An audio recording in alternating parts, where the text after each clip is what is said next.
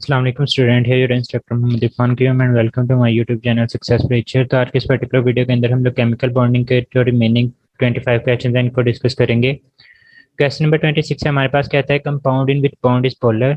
कि हमारे पास कोई ऐसा कंपाउंड आप लोगों ने सिलेक्ट करना है जिसके अंदर बॉन्ड्स तो पोलर होंगे लेकिन ओवरऑल जो कंपाउंड है वो हमारे पास नॉन पोलर होगा। तो बच्चे पोलर बॉन्ड वो होता है जहाँ पे हम लोगों ने देखा था कि इलेक्ट्रोनेगेटिविटी का डिफरेंस जो है वो 0.5 से लेकर आप लोगों को 1.6 तक देखने को मिलेगा। इसको हम लोग कौन सा बोलते हैं बॉन्ड, ये हमारे पास पोलर बॉन्ड की कैटेगरी में आ रहा होता है। अल्फा ऑप्शन में देखिए हमारे पास है CH4। तो हमारे पास CH4 में कार्बन की जो इलेक्ट्रोनेगेटिविटी है वो हमें 2.5 देखने को मिलती है। जो हाइड्रोजन है उसकी इलेक्ट्रोनेगेटिविटी की वैल्यू है वो 2.1 होती है। अगर इन दोनों का डिफरेंस कैलकुलेट करते हैं तो ये हमारे पास 0.4 है। मीन टू से इलेक्ट्रोनेगेटिविटी का डिफरेंस मोर लेस देन 0.5 है। तो ये हमारे पास जो बॉन्ड होगा ये कौन सा होगा, नॉन पोलर होगा। तो जो पहली कंडीशन क्वेश्चन के अंदर कही गई है वही हमारे पास फुलफिल नहीं हो रही, तो हमारे पास CH4 जो है वो राइट ऑप्शन नहीं हो सकता। यहाँ पे बॉन्ड ही नॉन पोलर है। बी के अंदर देखें CHCl3। तो अगर हम लोग CHCl3 को देखते हैं तो ये हमारे पास CH आ जाता है और साथ में हमारे पास 3 जो है वो क्लोरीन मौजूद है। बच्चे यहाँ पे कार्बन और क्लोरीन के दरमियान मौजूद बॉन्ड ये पोलर तो है, और ओवरऑल जो हमारे पास कंपाउंड है ये भी हमारे पास क्या होगा, नॉन पोलर ही होगा। क्योंकि यहाँ पे हमारे पास दो क्लोरीन तो एक दूसरे के इफेक्ट को कैंसिल आउट कर रहे हैं, लेकिन जो तीसरा क्लोरीन है ये लाजमी तौर पे बॉन्ड की पोलैरिटी के लिए रिस्पॉन्सिबल होता है। तो हमारे पास यहाँ पे बॉन्ड भी पोलर होगा और कंपाउंड भी जो है वो ओवरऑल जो है वो हमें पोलर ही देखने को मिल रहा है। तो अगर हम लोग यहाँ पे लिख देते हैं कि हमारे पास जो CH4 है, अगर हम लोग बॉन्ड की बात करते हैं, मैं अकेला बी लिख रहा हूँ, तो इसका जो बॉन्ड है वो भी नॉन पोलर होगा और जो कंपाउंड है हमारे पास वो भी क्या होगा, नॉन पोलर होगा।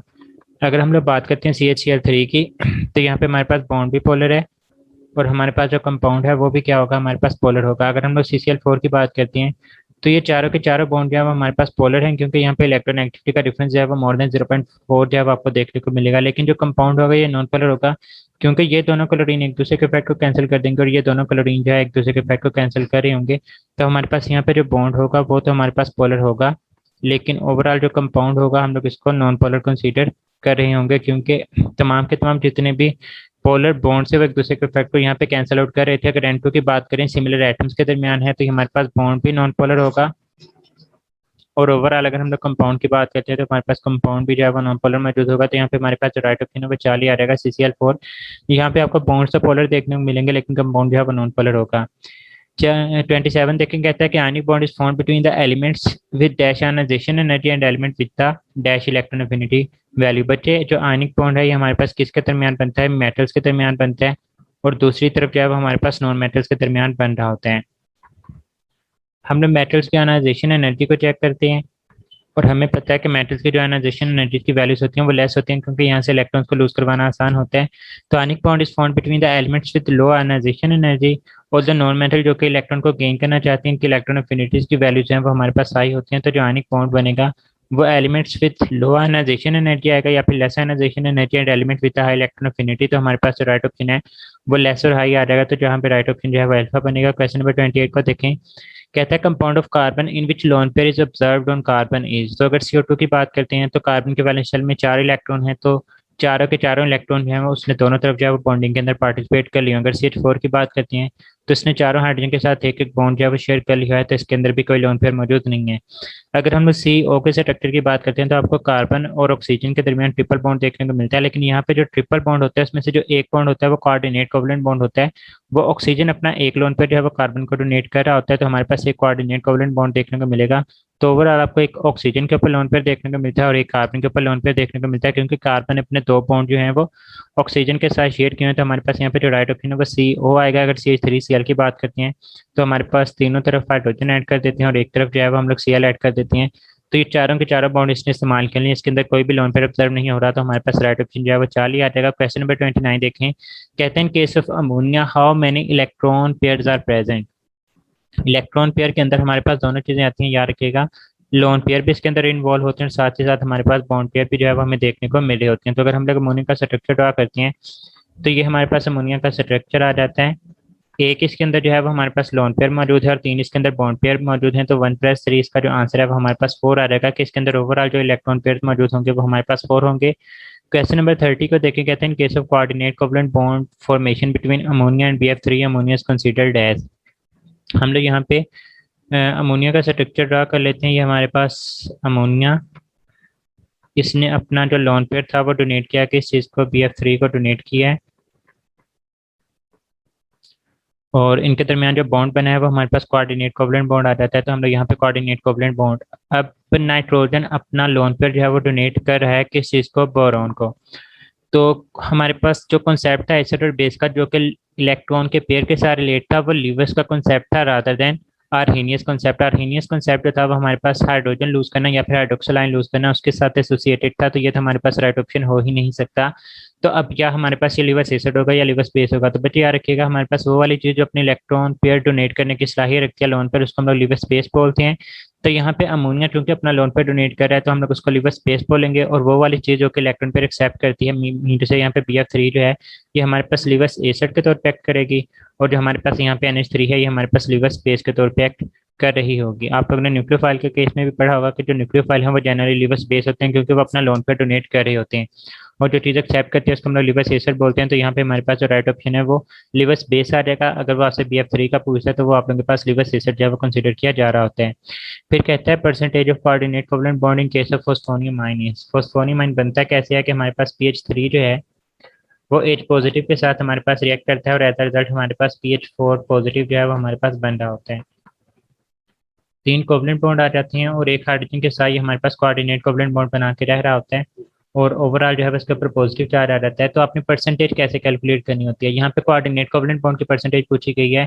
वो इस पूरे स्ट्रक्चर के अंदर कितने बॉन्ड है, वो हमारे पास एक बॉन्ड है तो हम लोग 1 लिखेंगे, डिवाइडेड बाय टोटल बॉन्ड कितनी है, तो 3 कोवलेंट बॉन्ड है, एक कोऑर्डिनेट कोवलेंट बॉन्ड है, तो 1/4 इंटू 100 कर देंगे तो आपके पास जो आंसर है वो कितना आ जाएगा, 25% जो है इसके अंदर कोऑर्डिनेट कोवलेंट बॉन्ड हमारे पास मौजूद होगा। अगर यहाँ पे कोवलेंट बॉन्ड पूछे जाते तो 3 आप लोगों के पास कोवलेंट बॉन्ड है, टोटल बॉन्ड 4 है, तो 3/4 इंटू 100 आप लोगों के पास आंसर जो था वो 75% आ जाना था। इस तरह से जो भी आप लोगों का परसेंटेज पूछी जाएगी आप लोग उसको कॉरेस्पॉन्डिंगली जो है वो आंसर कर रहे होंगे। क्वेश्चन नंबर 32 देखें, आप लोगों के सामने एक रिएक्शन लिखा है कि हमारे पास वाटर जो है वो पॉजिटिव के साथ रिएक्शन कर रहा है और रेजर रिजल्ट हमारे पास हाइड्रोनियम आयन बन रहा है।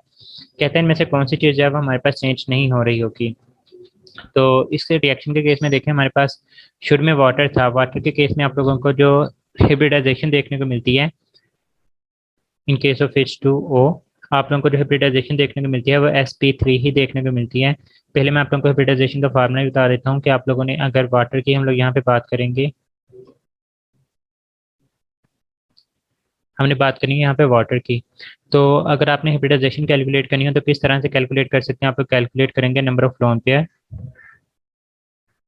Plus number of bonded atom with single bond, number of bonded atoms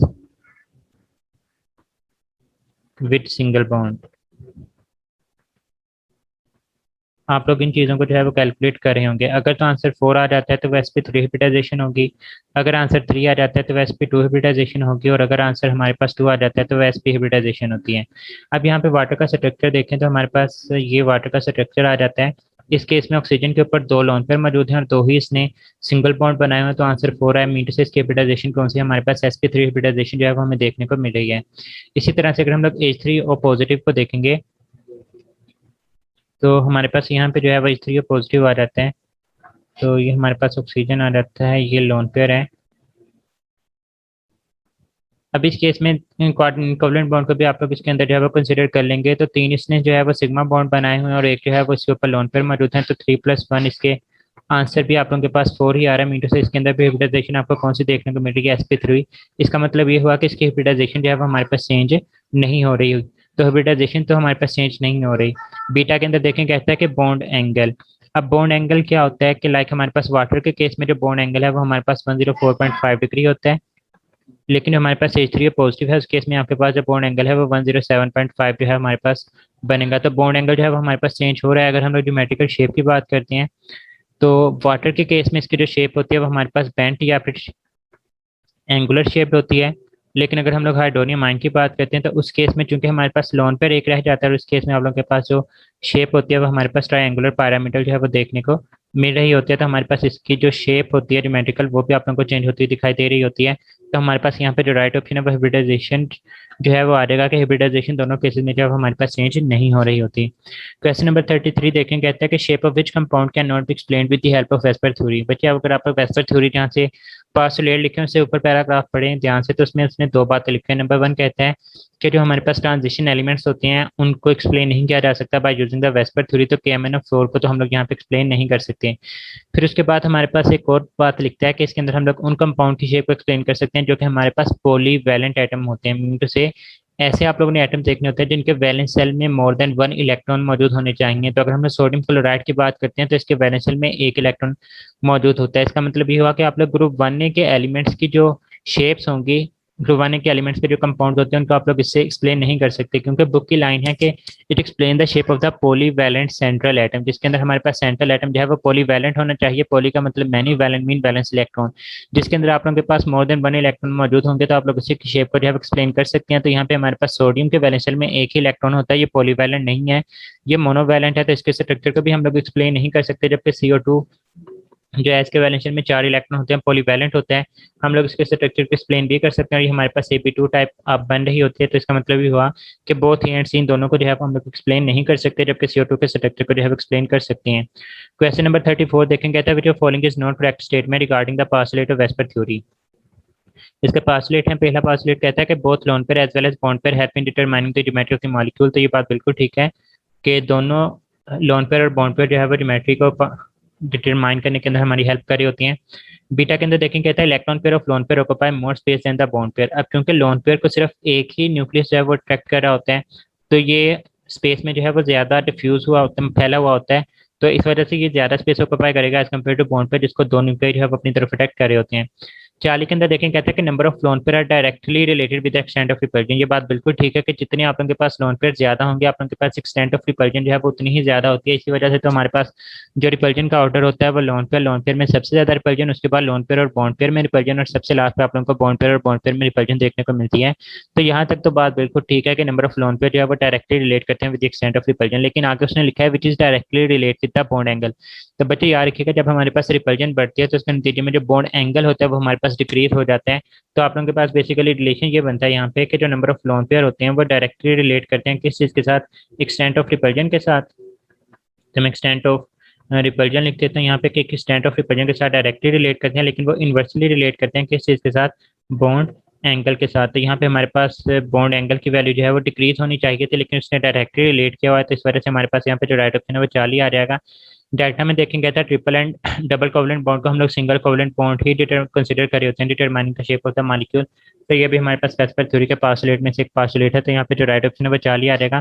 question number 35 देखें, कहता है कि SO2 belongs to which type of molecule, कि हमारे पास SO2 किस टाइप से जो है वो कंसिडर बिलोंग कर रहा होता है। तो यहाँ पे अगर हम लोग SO2 का स्ट्रक्चर ड्रा कर लेते हैं कि हमारे पास ये सल्फर है, इसने दोनों ऑक्सीजन के साथ डबल बॉन्ड बनाए हुए होते हैं, और एक इसके ऊपर जो है वो हमारे पास लोन पेयर आप लोगों को देखने को मिलेगा, क्योंकि सल्फर जो है वो ग्रुप 6 से बिलोंग करते हैं। तो 4 तो इसने बॉन्ड पेयर के अंदर पार्टिसिपेट कर लिया और एक उसके ऊपर जो है वो लोन पेयर मौजूद होते हैं। अब ये देखना कि हमारे पास किस टाइप का मॉलिक्यूल मौजूद होता है, इसके लिए आप लोग एक फार्मूला लिख लें। फार्मूला क्या होता है कि हमारे पास group number of central atom, तो हमारे पास यहाँ पे मैं G नंबर लिख रहा हूँ, मीटू से हमारे पास group number of central atom आ जाएगा। लाइक हमारे पास यहाँ पे group number of central atom क्या है, हमारे पास 6 है। सल्फर सेंट्रल एटम है, 6 ग्रुप से बिलोंग करता है, तो उसका ग्रुप नंबर मैंने लिख लिया। फिर हम लोग लिखेंगे number of bonded atom with single atom, number of bonded atom with single bond. तो यहाँ पे हमारे पास सिंगल बॉन्ड के साथ कोई भी नहीं है, सारे के सारे डबल बॉन्ड के साथ हैं, तो 6 + 0 आ जाएगा आपके पास। उसके बाद आप लोग माइनस करेंगे किस चीज़ को, मैग्नीट्यूड ऑफ चार्ज को। ये हमारी बुक के अंदर जितनी भी एग्जांपल हैं सभी के ऊपर ये फार्मूला एप्लीकेबल है, तो आप लोग को ये फार्मूला जो है वो आना चाहिए, माइनस मैग्नीट्यूड ऑफ चार्ज, फिर आप लोग उसको 2 के साथ जो है वो डिवाइड कर देंगे सारी की सारी वैल्यूज को। तो यहाँ पे मैग्नीट्यूड ऑफ चार्ज ये न्यूट्रल है, वो भी कोई नहीं है, तो 6 + 0 - 0 डिवाइडेड बाई 2 आ जाएगा आपके पास। तो 6/2 आपके पास आंसर जो है वो 3 आ जाएगा। अच्छा, ये फार्मूला लगाने के बाद अगर तो आपके पास आंसर 4 आता है तो वो जो टाइप होगी वो AB4 होगी, अगर आंसर 3 आता है तो वो जो टाइप होगी वो AB3 होगी, और अगर आपके पास आंसर 2 आता है तो वो जो टाइप होगी वो हमारे पास AB2 टाइप जो है वो हमें देखने को मिलती है। तो यहाँ पे हमारे पास आंसर 3 आ रहा है, मीटू से जो हमारे पास SO2 है ये हमारे पास AB3 टाइप से जो है वो बिलोंग कर रहा होता है। तो यहाँ पे हमारे पास जो राइट ऑप्शन है वो हमारे पास 40 आ जाएगा। अगेन रिपीटिंग, आप ये फार्मूला याद रखेंगे, यहाँ पे जो वही पुट करेंगे जो कि number of bonded atom with single bond होंगे, ट्रिपल होगा या डबल होगा उसको आप लोग कंसिडर नहीं करेंगे और मैग्नीट्यूड ऑफ चार्ज के साथ माइनस का साइन ही पुट करेंगे। सपोज अगर मैं कहता हूँ कि मैग्नीट्यूड ऑफ चार्ज -1 होता, तो आप लोगों ने पहले फार्मूला ही वाला माइनस पुट करना है, उसके बाद मैग्नीट्यूड ऑफ चार्ज की वैल्यू -1 पुट करनी है, तो ये माइनस माइनस प्लस हो जाएगा। तो इस तरह से जो है वो आप लोग कैलकुलेशन करे होंगे, तो हमारे पास यहाँ पे जो राइट ऑप्शन है वो 4 ही आ जाएगा। कहता है कि हमारे पास which of following set of compound are all to all sp3 hybridised, इनमें से कौन सी ऐसी ऑप्शन है जो कि सारे के सारे आपको sp3 हाइब्रिडाइज्ड देखने को मिलते हैं।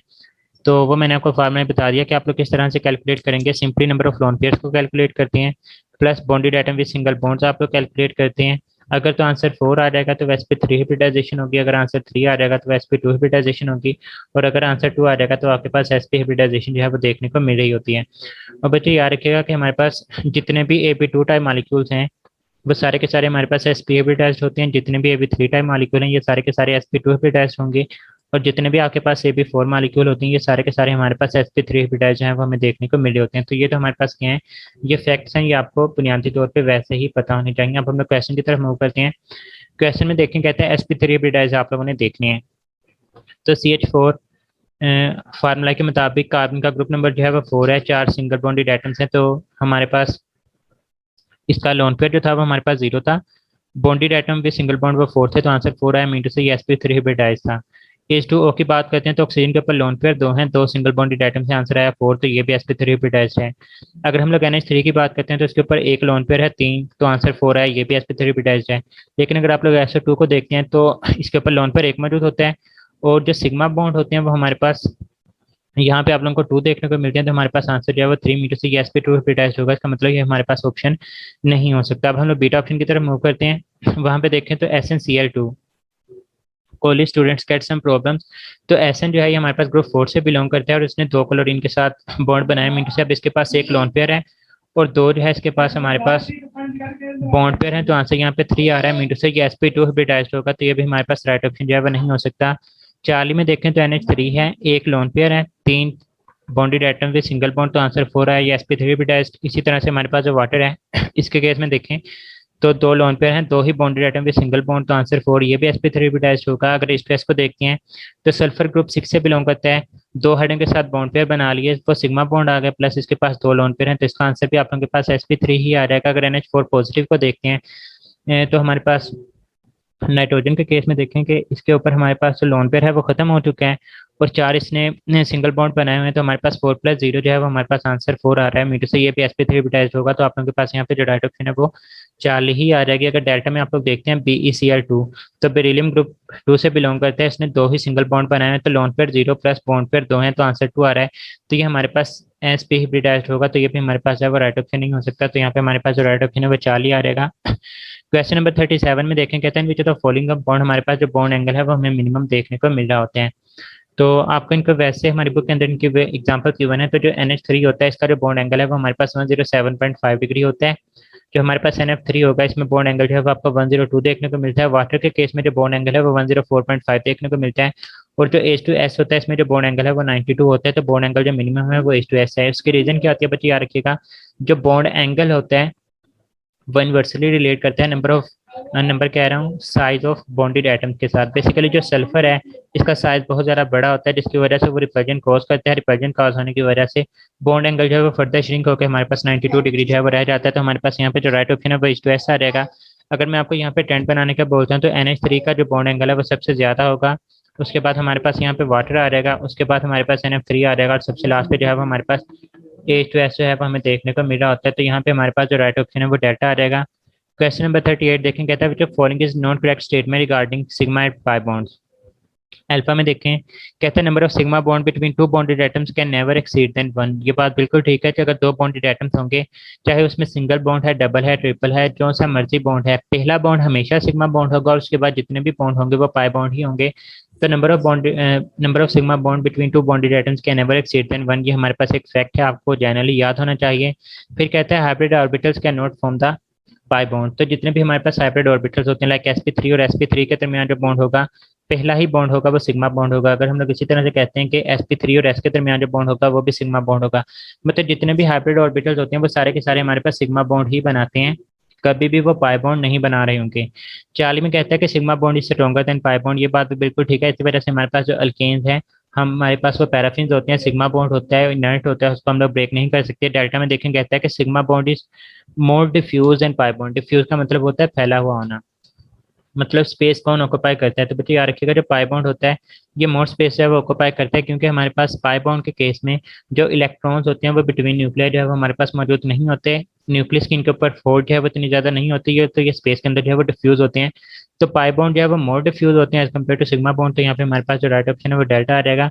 क्वेश्चन नंबर 39 देखें, कहता है कि bond angle between hybrid and unhybrid orbital ये हमारे पास कितना होता है। तो ये फैक्ट है, ये हमारे पास 90 डिग्री जो है वो हमारे पास इसकी वैल्यू होती है। पेज नंबर हमारे पास 173 के ऊपर ये इन्फॉर्मेशन गिवन है, जहाँ पे डायग्राम भी बनी है। तो हाइब्रिड और अनहाइब्रिड ऑर्बिटल्स के दरमियान जो है हमारे पास इसकी जो वैल्यू होती है, लाइक हमारे पास अगर हम लोग बात करते हैं एच टू एस की, हमारे पास बुक के अंदर एग्जांपल जो है वो हमारे पास गिवन है। तो ये हमारे पास सल्फर के दो पी हाइब्रिडाइज्ड ऑर्बिटल्स हैं और उनके ऊपर दोनों के ऊपर जो है वो हाइड्रोजन अटैच आ जाते हैं, और इस तरह से इसके ऊपर अनहाइब्रिडाइज्ड हम लोग पी ऑर्बिटल को जो है वो अटैच करे होंगे। अगर मैं इसको रेज करके दूसरे कलर के साथ बना देता हूँ तो ये हमारे पास यहाँ पे अनहिब्रिडाइज्ड ऑर्बिटल होता है। ये तो 2D है, अगर आप 3D देखेंगे तो हिब्रिड, ये हमारे पास हिब्रिडाइज्ड ऑर्बिटल है, ये अनहिब्रिडाइज्ड ऑर्बिटल है। दोनों के दरमियान जो एंगल होता है वो हमारे पास 90 डिग्री का एंगल जो है वो हमें देखने को मिलता है। तो यहाँ पे हमारे पास जो राइट ऑप्शन है वो 40 आ जाएगा। क्वेश्चन नंबर 40 देखें, कहते हैं number of sp2 s hybridised sigma bond electrons in case of ethene is. तो इथीन का हम लोग स्ट्रक्चर बना लेते हैं। ये हमारे पास इथीन का स्ट्रक्चर आ जाता है।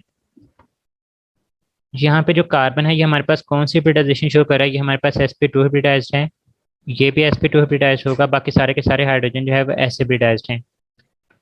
अब सिग्मा बॉन्ड देखें तो sp2 s हाइब्रिडाइजेशन थे, तो ये भी हमारे पास sp2 s हाइब्रिडाइजेशन से एक सिग्मा बॉन्ड बना, ये भी हमारे पास sp2 और s से बना, तो ये हमारे पास तीसरा sp2 और s से बनेगा, और ये हमारे पास चौथा sp2 s हाइब्रिडाइजेशन से बना है। ये जो हमारे पास दो बॉन्ड हैं इनमें से एक जो है वो सिग्मा और एक पाई, लेकिन ये जो बॉन्ड है वो sp2 हाइब्रिडाइजेशन से बना है, उसने हमसे सिर्फ sp2s का पूछा हुआ है।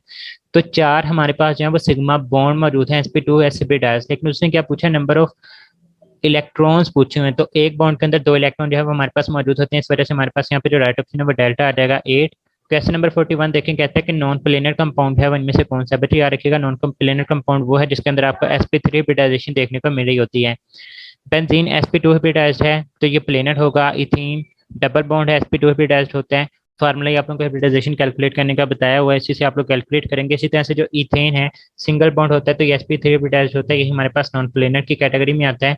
बोरोन ट्राइफ्लोराइड, तीन इसने सिंगल बॉन्ड बनाया है, लोन पेयर कोई नहीं है, तो इसकी भी जो हाइब्रिडाइजेशन होगी वो sp2 होगी, तो ये भी हमारे पास प्लेनर होगा। तो यहाँ पे जो राइट ऑप्शन है वो 40 आ जाएगा। 42 देखें, कहता था hybridization of nitrogen in case of ammonia is. तो फार्मूला ये ऑलरेडी बता चुका हूँ, ये आप लोगों के सामने स्ट्रक्चर है। Number of lone pair calculate करें plus number of bonded atom with single bonds. तो लोन पेयर एक है, बॉन्डेड एटम तीन है, वे सिंगल बॉन्ड, तो आंसर 4 आता है। जब आंसर 4 आए तो हाइब्रिडाइजेशन जो है sp3 हमें देखने को मिलता है, तो राइट ऑप्शन यहाँ पे अल्फा आ जाएगा। क्वेश्चन नंबर 43 को देखें, कहते हैं नाइट्रोजन मॉलिक्यूल के केस में आप लोगों को दोनों नाइट्रोजन के दरमियान जो है वो ट्रिपल बॉन्ड देखने को मिलते हैं। दो बॉन्डेड एटम्स के दरमियान जो पहला बॉन्ड होता है वो सिग्मा और बाकी सारे के सारे पाई होते हैं। तो ट्रिपल बॉन्ड है मीन से 1 सिग्मा होगा और दो जो है वो पाई होंगे, तो हमारे पास यहाँ पे जो राइट ऑप्शन है वो बीटा आ जाएगा। क्वेश्चन नंबर 44 देखें, कहता है कि which of the following compound has the zero dipole moment. बच्चे याद रखें वो तमाम के तमाम मॉलिक्यूल जिनकी जो शेप होती है वो रेगुलर शेप होती है, मतलब वहां पे आपको किसी भी किस्म का लोन पे देखने को नहीं मिलता, वहां पे जो डायपोल मोमेंट है वो आप लोगों को जीरो देखने को मिलेगा। ये फैक्ट है कि जो रेगुलर शेप मॉलिक्यूल्स होते हैं, रेगुलर शेप से मुराद ये होता है कि जिनके अंदर लोन पेयर कोई ना हो। जो रेगुलर होते हैं उनका जो डायपोल मोमेंट होता है उनका जीरो हमें देखने को मिलता है। सिंपल हमने वो स्ट्रक्चर देखना है जिसकी शेप है वो रेगुलर है, विदाउट एनी लोन पेयर आप लोगों को देखने को मिलेगी। तो अगर हम लोग CO का स्ट्रक्चर ड्रा करते हैं तो हमारे पास ये कार्बन और ऑक्सीजन के दरमियान जो डबल बॉन्ड है वो दोनों अपना एक एक इलेक्ट्रॉन शेयर करके बनाते हैं, और जो तीसरा बॉन्ड होगा वो हमारे पास ऑक्सीजन अपना लोन पेयर एक शेयर करता है। तो कार्बन के ऊपर भी लोन पेयर मौजूद है और ऑक्सीजन के ऊपर भी लोन पेयर मौजूद है। आपको यहाँ पे लाजमी तौर पर जो है वो डायपोल मोमेंट देखने को मिल रहा होता है। और हमारे पास क्यों डायपोल मोमेंट आता है, क्योंकि इसकी इरेगुलर शेप है। इरेगुलर शेप होने की वजह क्या है कि यहाँ पे हमारे पास लोन पेयर है, तो इसके जो डायपोल मोमेंट की वैल्यू होगी वो हमारे पास 0.12 हमें देखने को मिलेगी। अगर CO2 की बात करें तो ये हमारे पास इसके अंदर किसी भी किस्म का लोन पेयर मौजूद नहीं है, रेगुलर ज्योमेट्री है, लीनियर इसकी शेप होती है, तो इसका जो डायपोल मोमेंट होगा वो हमारे पास जीरो होगा। अगर हम लोग H2S की बात करते हैं तो हमारे पास इसकी सल्फर के ऊपर दो लोन पेयर और दो हाइड्रोजन के साथ इसने बॉन्ड, तो चूंकि लोन पेयर आ चुके हैं तो इरेगुलर ज्योमेट्री आ जाती है और इसका जो है वो हमें डायपोल मोमेंट जो है वो हमें देखने को मिड आता है इसकी वैल्यू जो है हमारे पास 0.95 होगी। अगर हम लोग वाटर की बात करते हैं तो इन केस ऑफ वाटर अगेन हमारे पास लोन पेयर मौजूद होगा, इसके जो डायपोल मोमेंट की वैल्यू है वो हमारे पास 1.85 होगी। तो जो जीरो डायपोल मोमेंट के साथ है वो हमारे पास CO2 है, तो हमारे पास यहाँ पे जो डायरेक्शन है वो बीटा आ जाएगा। क्वेश्चन नंबर 45 को देखेंगे, कहता है कि which of following type of considered as unidirectional bond. But ये फैक्ट है कि जो कोऑर्डिनेट कोवलेंट बॉन्ड होता है ये हमेशा हमारे पास यूनिडायरेक्शनल होता है, मतलब एक ही डायरेक्शन के अंदर जो है वो हमें देखने को मिल सकता है। जो हमारे पास आयनिक बॉन्ड होता है ये हमारे पास नॉन डायरेक्शनल होता है, किसी भी डायरेक्शन के अंदर जो है ये बॉन्ड आपको देखने को मिल सकता है, मतलब कोई पर्टिकुलर डायरेक्शन नहीं होती है। जो कोवलेंट बॉन्ड होता है ये हम लोग इसको बोलते हैं कि हमारे पास मल्टी डायरेक्शनल होता है। और जो इलेक्ट्रोवैलेंट बॉन्ड है ये हमारे पास सेकंड नेम है किस चीज़ का, आयनिक बॉन्ड का, तो ये भी हमारे पास नॉन डायरेक्शनल की कैटेगरी में आ रहा होगा। तो हमारे पास यहाँ पे जो राइट ऑप्शन है वो क्या आ जाएगा, उसने यूनी डायरेक्शनल का पूछा था, तो यूनी डायरेक्शनल जो है हमारे पास कोऑर्डिनेट कोवलेंट बॉन्ड जो है वो देखने को मिल रही होती हैं। 46 सेकंड कहता है कि total number of lone pair observe in case of CO is. तो कार्बन और ऑक्सीजन में बार बार बता चुका हूँ कि दोनों में डबल बॉन्ड एक एक इलेक्ट्रॉन शेयर करने की वजह से आता है, और एक ऑक्सीजन जो है वो अपना लोन पेयर पूरे का पूरा शेयर करता है कार्बन की तरफ। तो हमारे पास यहाँ पे एक ऑक्सीजन के ऊपर लोन पेयर देखने को मिलेगा और एक कार्बन के ऊपर लोन पेयर देखने को मिलेगा। तो ओवरऑल जो लोन पेयर ऑब्जर्व होते हैं वो हमारे पास 2 लोन पेयर होते हैं। अगर आपसे पूछ रहा है कार्बन और ऑक्सीजन में कितने बॉन्ड हैं, तो वो 3 बॉन्ड्स हैं, उनमें से एक जो है वो हमारे पास सिग्मा, एक पाई और एक coordinate covalent bond. Coordinate covalent bond को भी हम लोग जनरली सिग्मा ही कंसीडर कर रहे होते हैं। तो यहाँ पे हमारे पास जो राइट ऑप्शन है वो β2 आ जाएगा। कहता है कि which of following type of compound has more bond length. Bond length किसकी कितनी ज्यादा होगी, तो बच्चे याद रखें कि दो बॉन्डेड एटम्स के दरमियान जितने ज्यादा बॉन्ड्स बढ़ते जाते हैं उसकी बॉन्ड लेंथ जो है वो उतनी ही डिक्रीज होती रहती है। मीन जैसे अगर हम लोग C ट्रिपल बॉन्ड C की बात करते हैं तो अब इनके दरमियान इलेक्ट्रॉन्स आ चुके हैं, ये इलेक्ट्रॉन्स दोनों बॉन्डेड एटम्स को अपने तरफ अट्रैक्ट करते हैं, जिसकी वजह से इसका साइज जो है वो हमारे पास श्रिंक हो जाएगा, तो इसकी जो बॉन्ड लेंथ होती है वो हमारे पास लेस होगी। उसके बाद हमारे पास जो है C डबल बॉन्ड C की बॉन्ड लेंथ आ जाती है, और सबसे लास्ट पे जो है वो हमारे पास कार्बन सिंगल बॉन्ड कार्बन की बॉन्ड लेंथ आ जाती है। तो कंपाउंड भी C सिंगल बॉन्ड C जो है वो हमारे पास यहाँ पे राइट ऑप्शन बन रहा होगा। 48 को देखें, कहता है कि which of following has an inverse relation with the bond energy. इनमें से किसका जो है वो बॉन्ड एनर्जी के साथ आपको इनवर्स रिलेशन देखने को मिल रहा होता है। बॉन्ड एनर्जी जो है वो रिलेट करती है कि हमें कितनी एनर्जी रिक्वायर होती है किसी भी बॉन्ड को तोड़ने के लिए। अगर बॉन्ड से स्ट्रेंथ ज्यादा होगी, मतलब बॉन्ड स्ट्रॉन्गर होगा, तो हमें इसे तोड़ने के लिए ज्यादा एनर्जी देनी पड़ेगी। मीन से इसका जो रिलेशन है वो हमारे पास बॉन्ड एनर्जी के साथ डायरेक्ट ही होता है। इलेक्ट्रोनेगेटिविटी डिफरेंस जितना ज्यादा होगा आयनिक बॉन्ड की टाइप उतनी ज्यादा, आयनिक बॉन्ड जो है हमारे पास स्ट्रॉन्गर बॉन्ड कंसीडर किया जा रहा होता है। तो हमारे पास यहाँ पे भी बॉन्ड एनर्जी जो है वो हमें उतनी ही ज्यादा देखने को मिल रही होती है। और अगर साइज ऑफ बॉन्डेड एटम जो है वो ज्यादा होगा, मतलब एक बॉन्डेड एटम का साइज ज्यादा दूसरे का कम होगा, तो दोनों चीज़ों का साइज कंपेरेबल नहीं है। जब साइज कंपेरेबल नहीं होता तो हमारे पास वहाँ पे जो बॉन्ड होता है वो वीक होता है, और उसको तोड़ने के लिए हमें एनर्जी जो है वो कम चाहिए होती है। तो जितना साइज ऑफ बॉन्डेड आइटम ज्यादा होगा उसकी बॉन्ड एनर्जी जो है हमारे पास उतनी ही कम होती है। तो इसका मतलब यहाँ पे हमारे पास जो राइट ऑप्शन है वो 4 ही आ जाएगा। तो डेल्टा भी हमारे पास यहाँ पे ठीक स्टेटमेंट नहीं है। डायपोल मोमेंट कौन सी क्वांटिटी है, ये बुक की ही लाइन है कि डायपोल मोमेंट जो है वो हमारे पास वेक्टर क्वांटिटी है, और याद रखिएगा ये हमारे पास पॉजिटिव से नेगेटिव की तरफ जो है वो हमारे पास आ रही होती है। तो इसका कोई ना कोई मैग्नीट्यूड भी होता है और साथ ही साथ डायरेक्शन भी होती है। डायरेक्शन कौन सी होगी, it moves from the positive to the negative. चार तो ये हमारे पास कौन सी क्वांटिटी वेक्टर की कैटेगरी में आ जाएगा। मोलेकुलर ज्योमेट्री ऑफ pH3 जो है वो हमारे पास क्या होती है। तो अगर हम लोग pH3 का स्ट्रक्चर ड्रा करते हैं तो ये हमारे पास फॉस्फोरस आ जाता है, और तीनों तरफ हमारे पास हाइड्रोजन मौजूद हैं। और फॉस्फोरस चूंकि ग्रुप 5 से बिलोंग करता है तो इसके ऊपर जो है हमें एक लोन पेयर जो है वो देखने को मिलेगा। अब यहाँ पे इसने हमसे कौन सी पूछी है, मोलेकुलर ज्योमेट्री जो है वो पूछी हुई है। दो तरह की ज्योमेट्री होती है, एक इलेक्ट्रॉनिक ज्योमेट्री होगी और एक आप लोगों से पूछी जाती है मोलेकुलर ज्योमेट्री, जो कि इस क्वेश्चन में भी पूछी गई है। जब इलेक्ट्रॉनिक ज्योमेट्री होगी तो बच्चे याद रखिएगा चाहे लोन पेयर मौजूद हो चाहे ना लोन पेयर मौजूद हो, तो इलेक्ट्रॉनिक ज्योमेट्री जो है वो हमेशा हमारे पास सेम रहती है। मतलब electronic geometry is due to lone pair plus bond pair. तो ये हमारे पास lone pair plus bond pair की वजह से आ जाती है। और जो मोलेकुलर ज्योमेट्री होती है ये हमारे पास किस वजह से होती है, हमारे पास बॉन्ड पेयर्स की वजह से होती है। लोन पेयर के साथ इसका कोई भी कंसर्न नहीं होता। तब क्योंकि यहाँ पे हमारे पास बेसिकली ये है कौन सी टाइप की, AB4 टाइप है। अगर आपसे वो इलेक्ट्रॉनिक ज्योमेट्री पूछता तो AB4 जितने भी मॉलिक्यूल्स हैं की जो इलेक्ट्रॉनिक ज्योमेट्री है वो हमारे पास टेट्राहेड्रल होती है। लेकिन यहाँ पे उसने कौन सी पूछी, उसने मोलेकुलर ज्योमेट्री पूछी, और मोलेकुलर ज्योमेट्री लोन पेयर के आने से चेंज हो जाती है। और जब हमारे पास AB4 type with 1 lone pair होगी तो उसकी जो मोलेकुलर ज्योमेट्री होती है वो हमारे पास डायगोनल पिरामिडल देखने को मिलती है। तो यहाँ पे हमारे पास जो राइट ऑप्शन है वो 4 ही आ जाएगा। So this is the discussion for the last 25 question. Hope so you enjoyed this discussion. अगर आप लोगों को वीडियो पसंद है तो अपने दोस्तों के साथ शेयर कीजिएगा। तो हमें याद रखिएगा, फी अमानिल्लाह, अल्लाह हाफिज़।